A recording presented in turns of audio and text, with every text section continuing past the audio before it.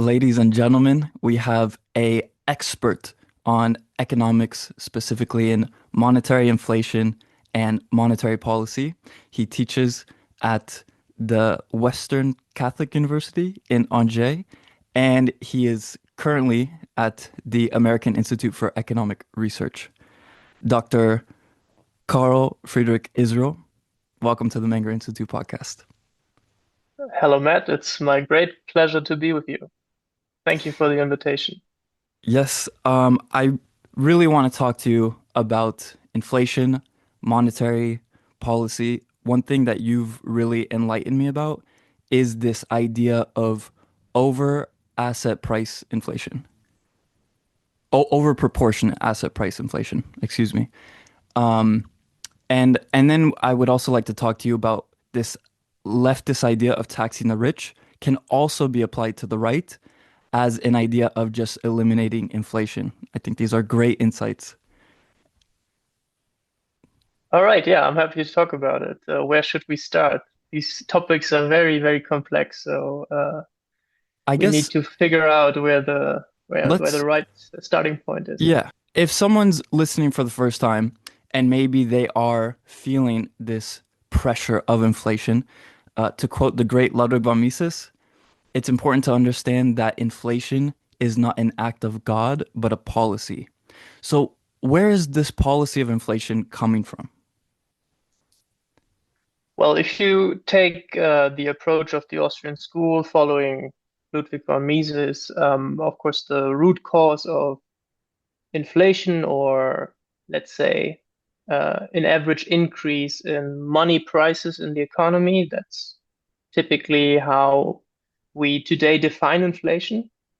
The root cause of that is monetary policy and specifically an expansion of the money stock or the money supply or just the quantity of money that exists. So essentially, we are living in economies in the United States as well as in Europe and elsewhere where central banks, as public policy institutions in charge of monetary policy, are continuously expanding the money supply. They are increasing the amount of money in the economy. Um, if you want to be very precise, central banks increase the base money supply, and then commercial banks engage in credit expansion on top of that base money supply. They are also, if you like, involved in this process. But to keep it simple, I think it is the best starting point to say that central banks are increasing the money stock overall in the economy. And since there is more and more money in the economy, year after year, prices tend to increase. So that's, I think, the root cause of inflation. I think someone would respond saying, well, Carl, we need a central bank to increase the money supply because that's what drives wealth productivity. That's what stimulates business and consumerism. How would you respond to them? Yeah, I mean, there have been a lot of arguments along those lines throughout the history of economic thought. Um, if we want to distill it to the essential ideas, a lot of economists would say that deflation is dangerous. So a situation where prices decrease over time is dangerous and is not very conducive for business because consumers would in that situation, or any money user would in that situation tend to wait until spending the money because the longer you wait, the lower prices will be, the cheaper will be the products. So it seems worthwhile to wait, to postpone consumption spending and other types of monetary spending. And if people just postpone spending, then nobody can earn money and we have a big problem. Businesses can make profits and so on and so forth. So that's the basic idea. And hence, some economists conclude that we should produce some degree of inflation. And the target value for inflation is 2%. Central banks try to make sure that average price inflation over the medium term is around 2%. This gives a buffer of protection before we fall into the dangerous territory of price deflation. Hmm.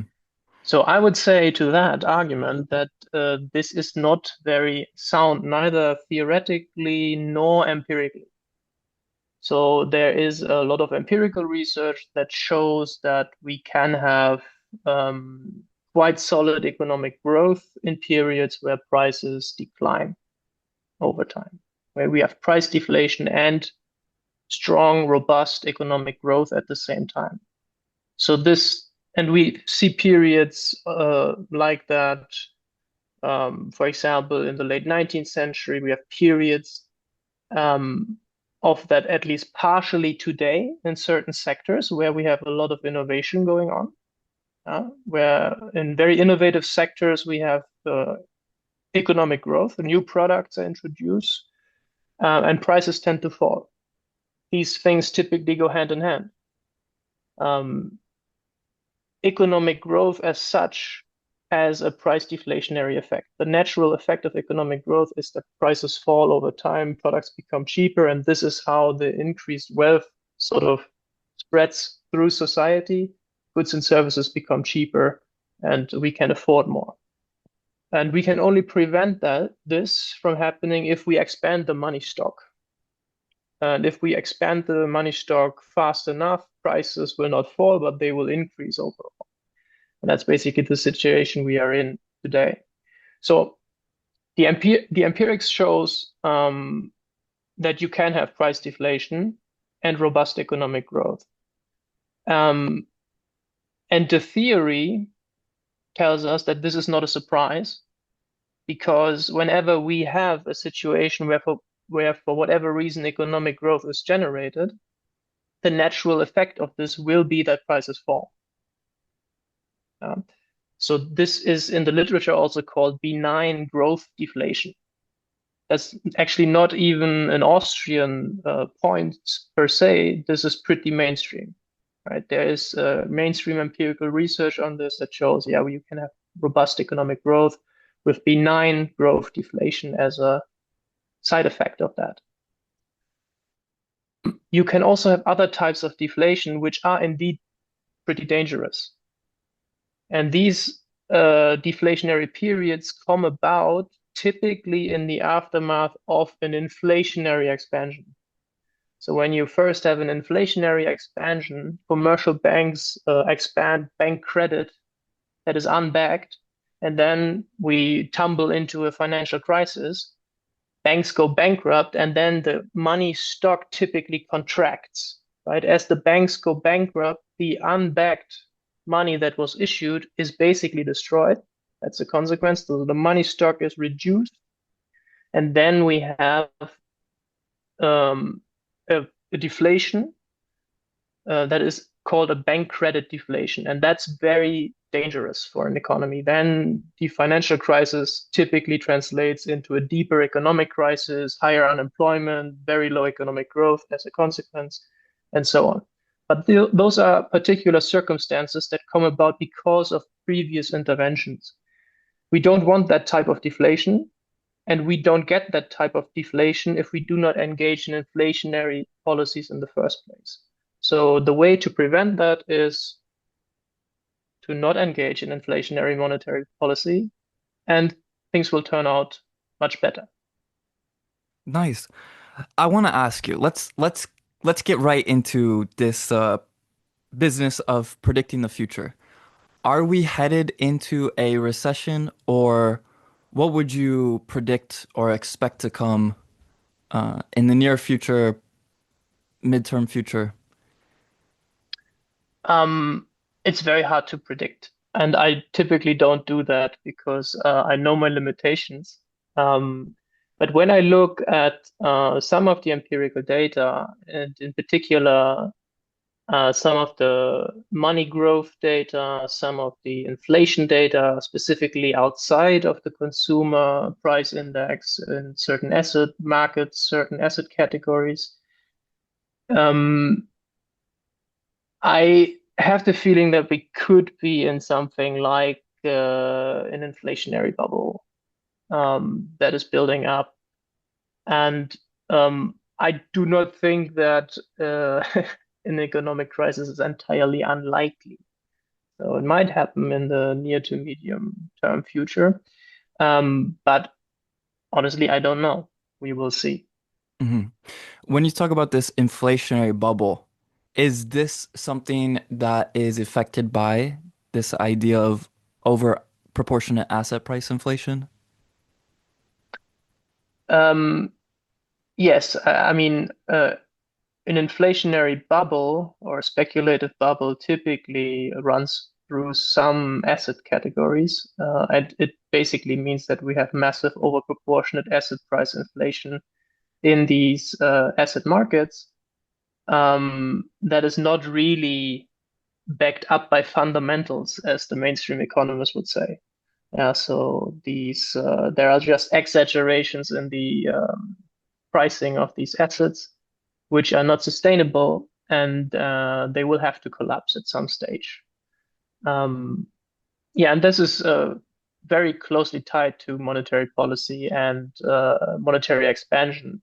If it were not for monetary expansion, so for example, the massive increase in the money stock that we have seen in the COVID crisis in the US as well as in Europe, uh, growth rates of the money supply of above 10% per year. Um, if it weren't for that, there would be a lot less money in the economy to push up asset prices, and we wouldn't have asset price inflation to the degree that we have observed it over the past years, including house prices, including stock prices, etc. Let me ask you, this is going to switch gears a little bit, but what's really on your mind pertaining to economics or otherwise? What's on my mind pertaining to economics? I'm currently working on precisely the problem of inflation measurement. I've been working on this topic for quite a while now, done some research on the history of economic thought surrounding the theory of index numbers. And now I'm onto a bit more applied projects where right now I was working on a paper here at the American Institute for Economic Research on the specifically American context, where I look at the degree to which there's overproportionate inflation outside of the CPI in public goods as well as in assets, and how that could be combined into a broader inflation measure, and what the implications of such a broader inflation measure would be on our assessment of the development of real wages and monetary policy. So that's really on my mind. And before that, I was just teaching Austrian economics. We had a student seminar here on the campus at Great Barrington, but the students have left now, and I'm back to research. Nice. Are you still, I recall I saw you last year in Madrid and you presented a paper on Gottfried Harbler, if I'm not mistaken. Is That's this right. relating to that research?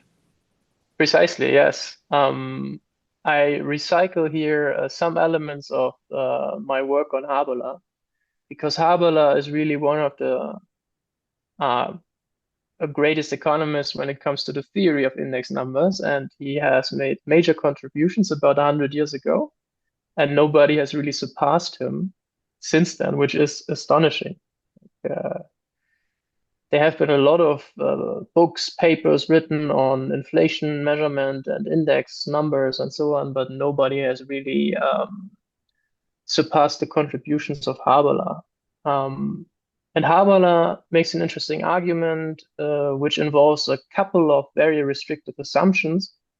And two of those assumptions are that we need to have a pure consumer, and we need to have free markets in order to measure inflation relatively accurately. We cannot do it perfectly, but under those circumstances, and there are a couple of other assumptions as well, we can do a pretty good job of measuring inflation.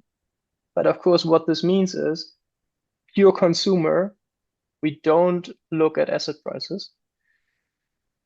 And free markets means we don't look at government provided goods and services because those are not traded on free markets. Those are not voluntary exchanges where consumers pick what they want, but government provided goods and services are financed through taxation, which is compulsory. Right? There's no choice, there's no consumer choice.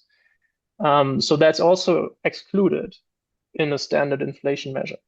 So I tie those two blind spots that we have in today's standard inflation measures back to Haberler's underlying assumptions. So that's one element of the paper that I'm writing right now. Nice.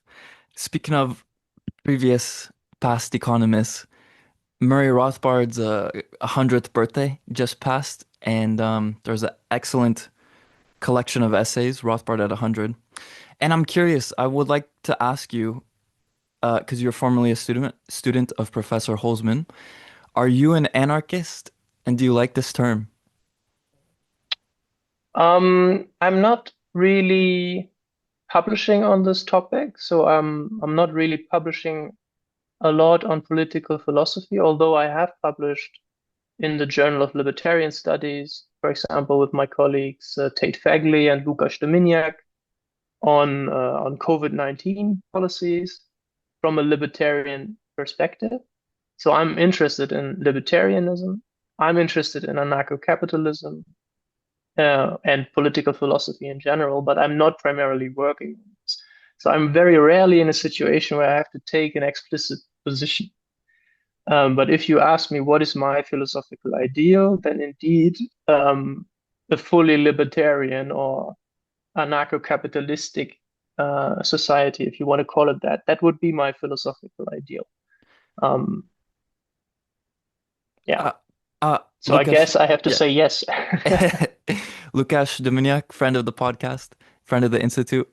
But I think it's very interesting how when we discuss this idea of the political will, as there's more pressure for people to either conform to the political will or break through onto the other side of discovering these ideas of free market capitalism and political philosophy, alternatives to the state, I feel like we're going to see an increase, an exponential increase of people thinking differently, thinking towards anarcho-capitalism. What do you think of this? That could well be the case. I think generally speaking, people look for alternatives whenever there are increasingly severe problems around them. And there are a couple of problems that seem to build up in Western societies over the past decades. And I think that's related to inflation and increasing cost of living and so on. So people will look for explanations and will accordingly change some of their political views. That's very likely. Um, I'm not sure whether they will all end up in the libertarian camp, though. Um, I think the the situation is good for us who want to convince people of those ideas, and we should try to do our best in doing that. But at the same time, there are, of course, other political movements that seem to grow, like left-wing socialist ideas also seem to be on the rise, as far as I can tell. So there's going to be a bit of competition in the market for ideas. Yeah, definitely. It seems to make sense why people see the cost of living going up and then think that the only solution is socialism because they're not even familiar with the free market capitalist position. And perhaps a lot of people won't get interested in political philosophy, but would rather care more for their solutions. So, my question for you is, do you think Bitcoin or other alternative mediums of exchange as escape hatches to a losing purchasing power of a fiat currency would lead people or lead society into less statism and a more free society? I don't think that new innovative products or goods like Bitcoin or cryptocurrencies in general will do the job. Um, they are a solution to a problem, and people will appreciate that no matter what their political views are. Um, I think people who are interested in Austrian economics and libertarianism already, they will be more inclined to go into cryptocurrencies and so on. And they will have a particular view on what the function of cryptocurrencies could be in the future and so on. But even if you're not interested in Austrian economics or libertarianism per se, you might see the value in in Bitcoin and just providing another potential hedge against the devaluation of savings through inflation. So I don't see cryptocurrencies doing the job directly. I mean, the job of convincing people of classical liberalism, libertarianism, whatever you want to call it. Okay.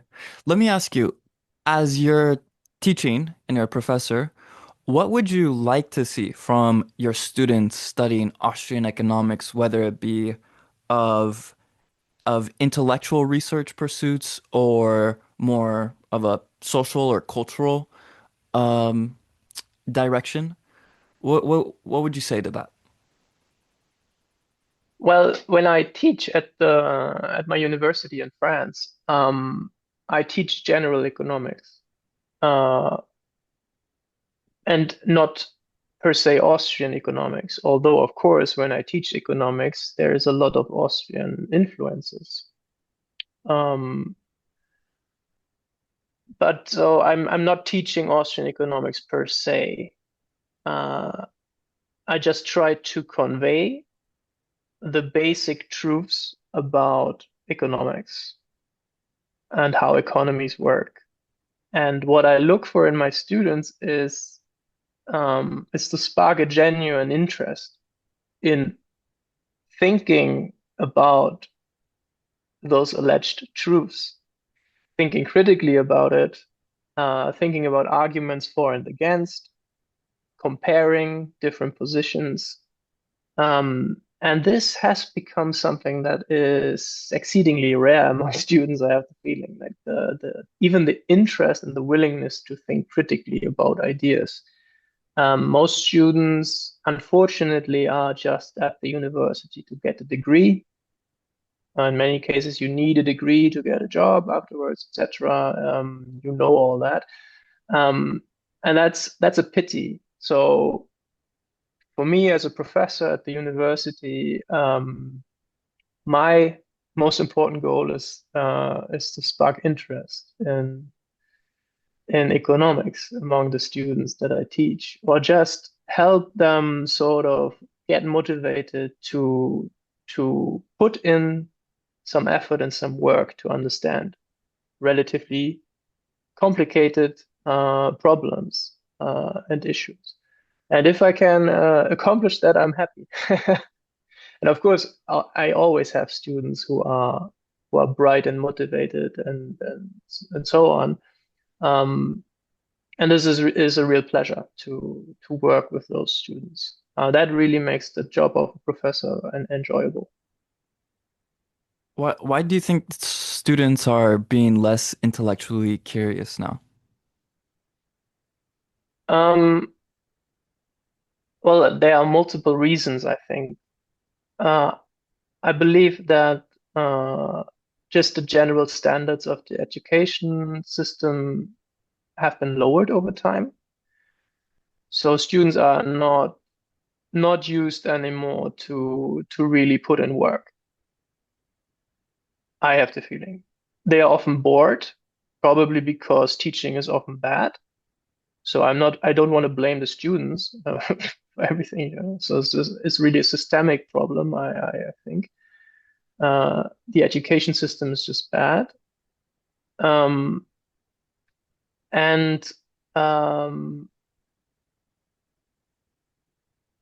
I I think also that the economic developments are such that the system is rigged against young people in many ways, and whether they understand this or not, like whether they understand the economics, whether they understand the political issues underlying these developments, I think many young people, students, feel that. So they realize, feel intuitively that the system is rigged against them, and that instills in them, um, yeah, just a feeling of despair, probably. And what's the point, right? They're basically not willing to work because they feel that even if they put in a lot of work and effort, it might not actually be worth it because the system is rigged against us anyway. What's the point? Yeah. So basically, fuck the system. I don't care. I have as much fun as I can right now in the moment, and I enjoy myself. Or I'm just depressed. I think a lot of young people are also depressed, which is terrible to see. I think that's related to not only the economic situation, but to many other issues. I think social media consumption is a problem. I think it's actually quite a big problem. Um, there's also a correction because young people realize that it is problematic and so on.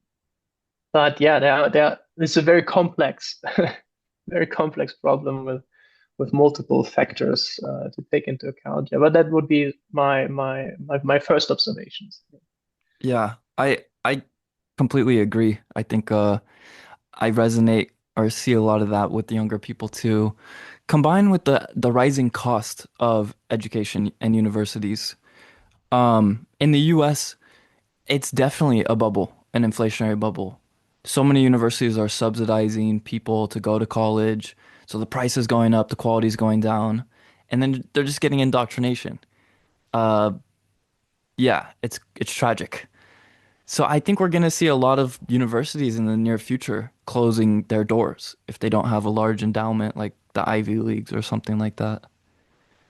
Oh, you already see that in the United States. Smaller colleges, smaller universities, in relatively rural areas, they have a very hard time recruiting students, and they are already uh, failing, and there will be many more in the future who will fail, unless, of course, the government steps in as the savior and subsidize the universities even further.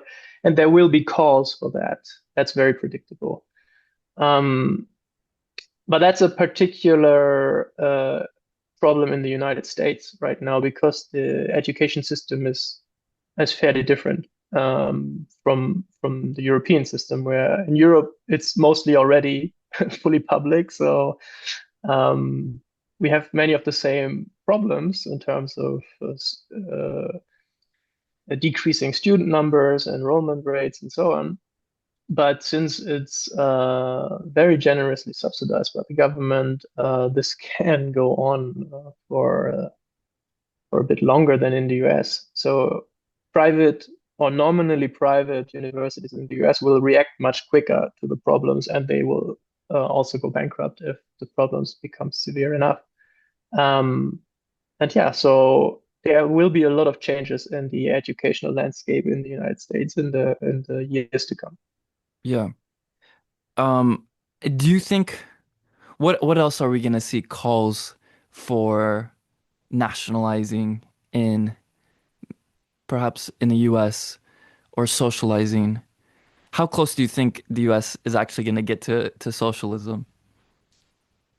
Mm, um, I don't know. It's very, very hard to say. The US is basically on the same trajectory as Europe has been for decades, but is not quite as advanced on that path, so to speak.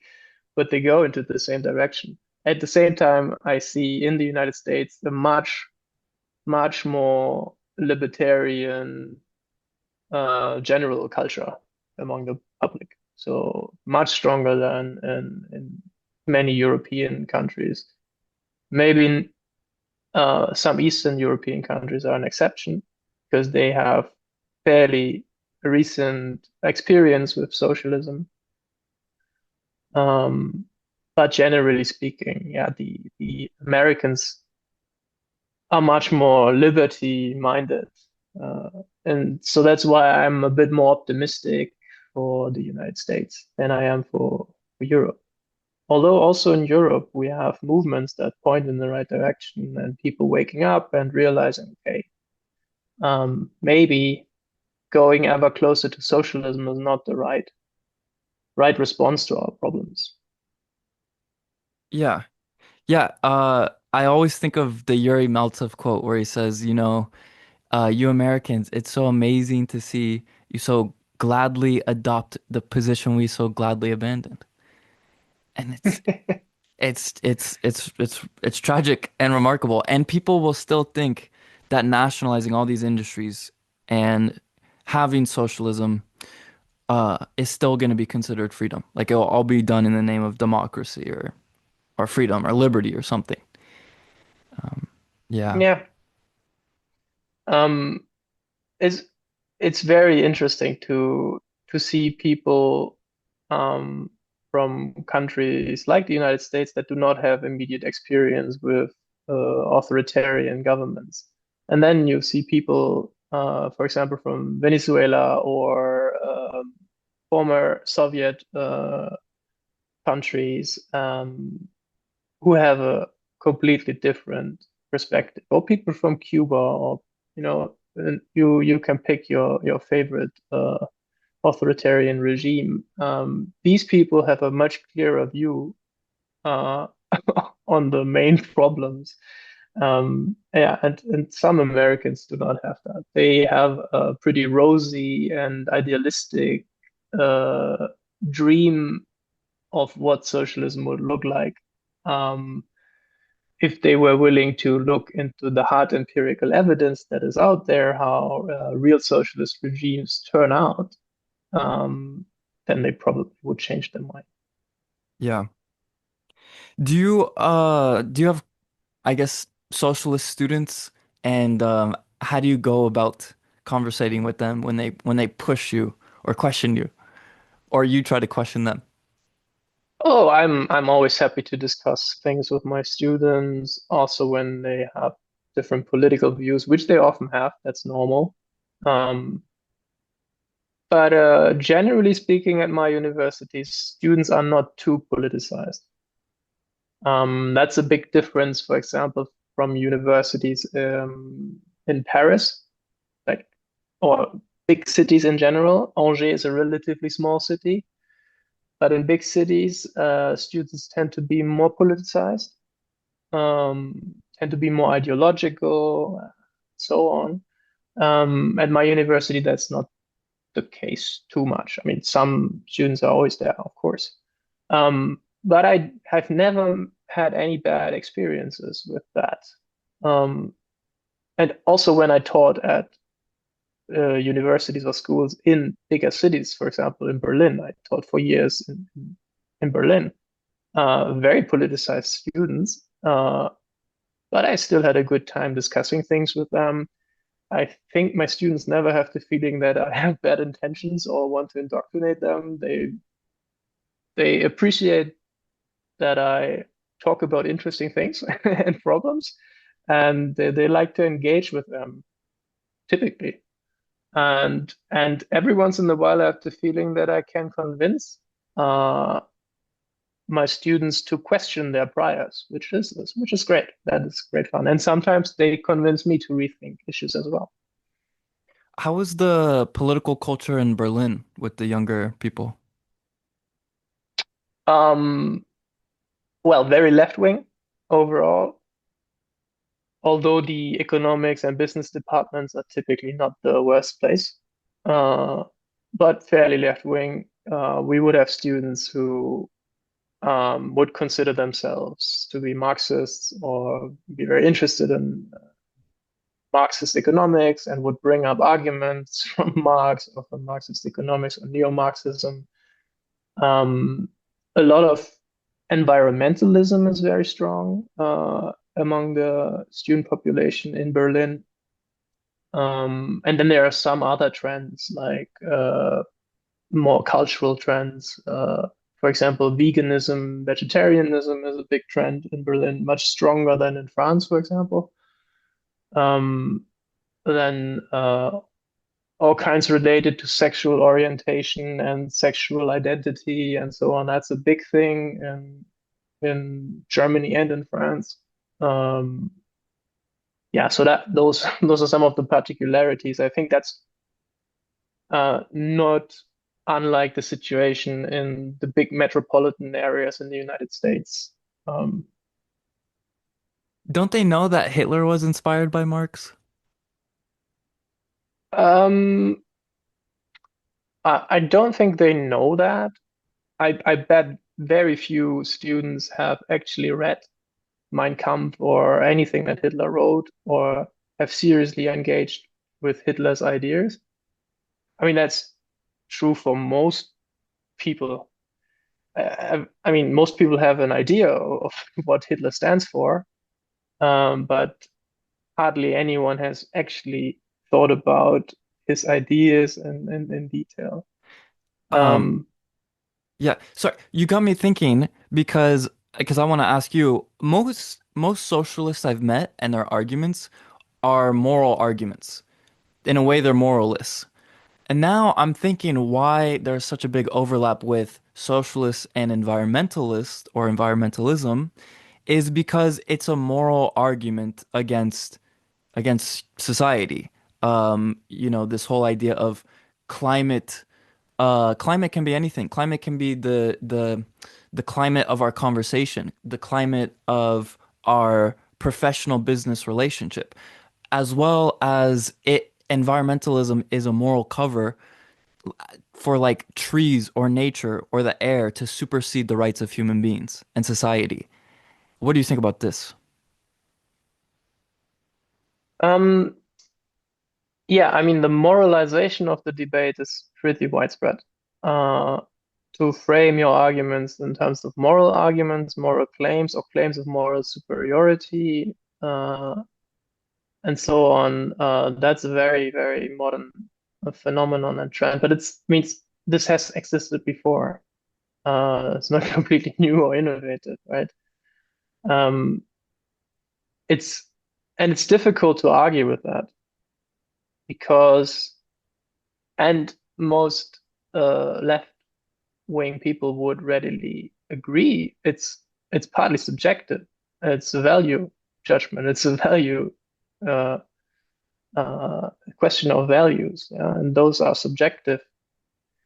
Although they might say they are Marxist, they realize that values are subjective. Everybody knows that. And ethical and moral values are often very subjective.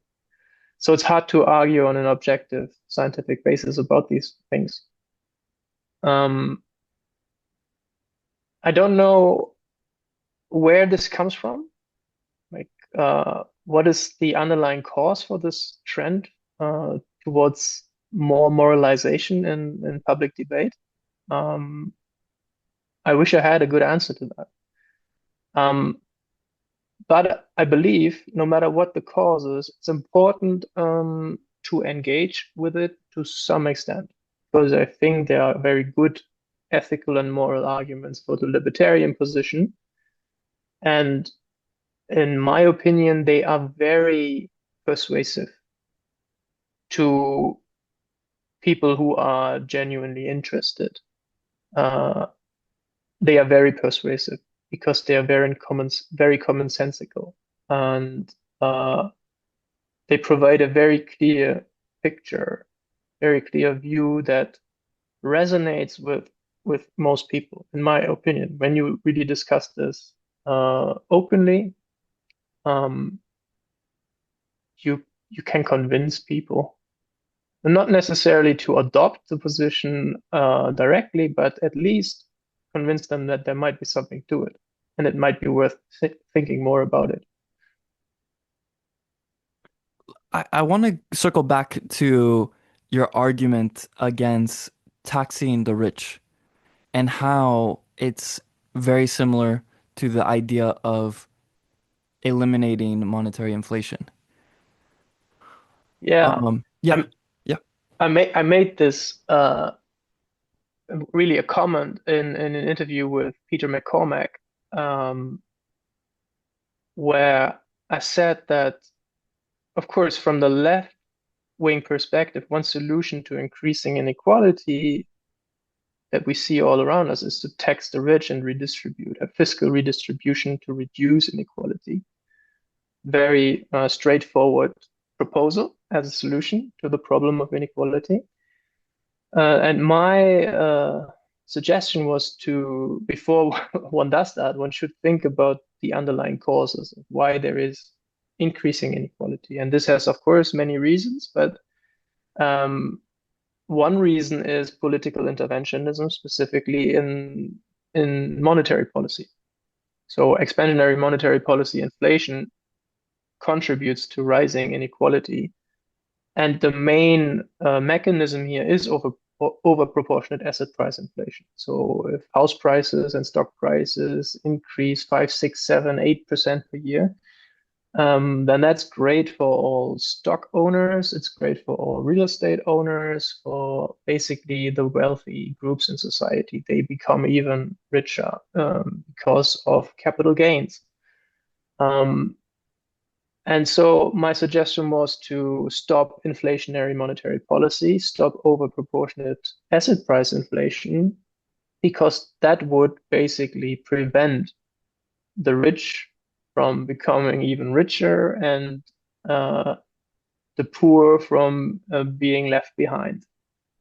And that would be healthier than continuing monetary inflation and then taxing the rich, because you just um, correct a symptom of a much bigger problem instead of getting rid of the problem at its core. And also, of course, as a libertarian, I'm, as a general rule, against taxation, and so I don't think taxation should be imposed at all, and they should certainly not be increased. And rather than trying to correct some felt injustices through taxation, I think the injustices should be eradicated at the root, and that would be monetary policy and inflation. What would you say to people who would say, well, Carl, it's not just about taxing the rich or eliminating inflation. We actually want to achieve equality by any means necessary. So this idea of letting people compete in the free market is antithetical to what we actually desire. How would you approach that psychology? Oh, I think if it's that ideological, if people approach the problem by saying we want to do this by any means possible, then there is no room for discussion, right? If that's the position. The people who say we want to do something by any means possible, that's fanaticism. That's just very difficult to deal with. So my suggestion here would be do your thing, but do it elsewhere. Okay. Just don't bother me. Find like-minded people, build your own community, and try it out. Um, so I would try to make an argument for decentralization in that situation. Of course, they won't be happy with that, right? But I think that's the reasonable approach to fanaticism like this, right? You have to say, okay, I do not agree with that. I don't want that. I don't share your values on that issue. How about you do your thing with people who agree with you, and I do my thing with people who agree with me, and we leave each other alone and be peaceful towards each other. I like it. Is there anything else that you would like to say on the podcast? No, I always go into these conversations not expecting anything, and I like to be surprised by whatever comes up, what kind of questions and so on. I think we touched upon a number of very important points. We jumped a little bit back and forth between different issues and so on. Yeah, but I think we've managed to get to some of the very important problems of our days. So I'm happy with the conversation. If I may ask you two more questions. One, Absolutely, I'm all yours. Yeah. okay. One is,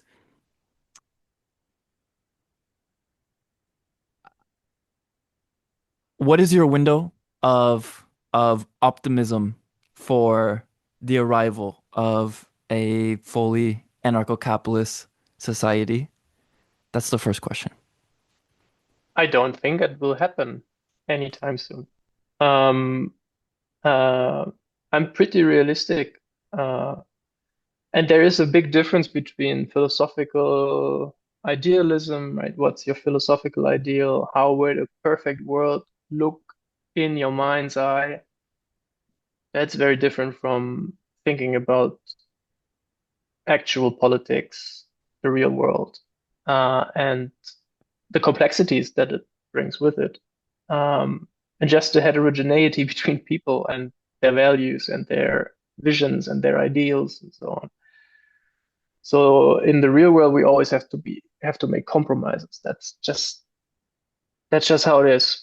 Um, I'm pretty optimistic that we have very good arguments that are convincing if we manage to communicate them in the right way. So I'm optimistic that we can sort of go in the right direction towards a freer society, towards a more peaceful society, uh, etc. But I'm not optimistic. I'm pretty certain that we won't establish the libertarian utopia anytime soon. Not utopia. Of course, no utopia will arrive at all.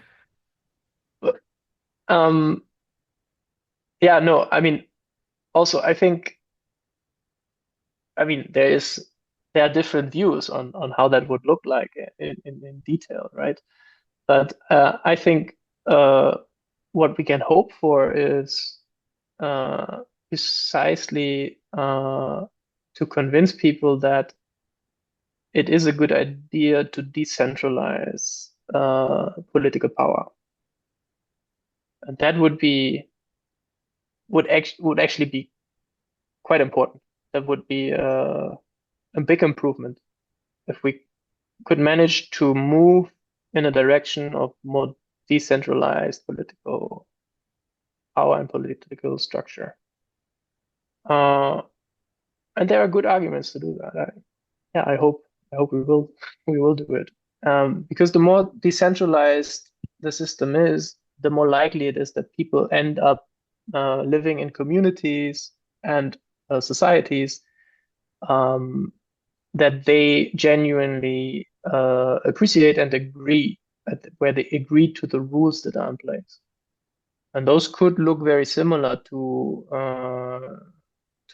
how governments function today. Um, but as long as you are happy with your government, so to speak, as long as you think, okay, the things that my government does are important and valuable, I have to pay a little bit for it, call it taxes, call it fees, whatever. But I'm happy to do it. Then you have come a long way, right? So that would be quite an improvement. Yeah, I agree. We do have strong arguments, and I think we're doing a great job of convincing people, especially you, teaching and doing what you're doing. So, Carl, thank you. Where can people reach you, contact you, find you? Oh, there is a contact form on my website. So if you want to send me an email, you can do it over my website. You will also find my professional email address on my CV or elsewhere. It's if you look a little bit, you'll find it. And yeah, I'm writing a lot um, for different uh, magazines, websites, and so on. And I, of course, write a lot of academic articles as well. So you find links and a publication list on my website. Yeah, and I'm regularly at conferences. I hope to be in Madrid in October for the 10th iteration of the Austrian Economics Conference there. I'm looking forward to this very much. We have an annual conference in Angers and sometimes other European cities on Austrian economics. It's called the Austrian Economics Meeting Europe. Um, so it's worthwhile to check that out. Um, and we have regular seminars at my university where we discuss political philosophy, economics, law, and sometimes we venture into other fields as well. We had contributions from archaeology, of course, from history, and so on. So, yeah, reach out, come to our events, get in touch, and learn about interesting ideas. Excellent. And I'm sure I'll see you in Madrid for the conference and we'll have a beer. I, I look forward to that very much. Yes. Thank you again, Carl. This was a pleasure. My pleasure.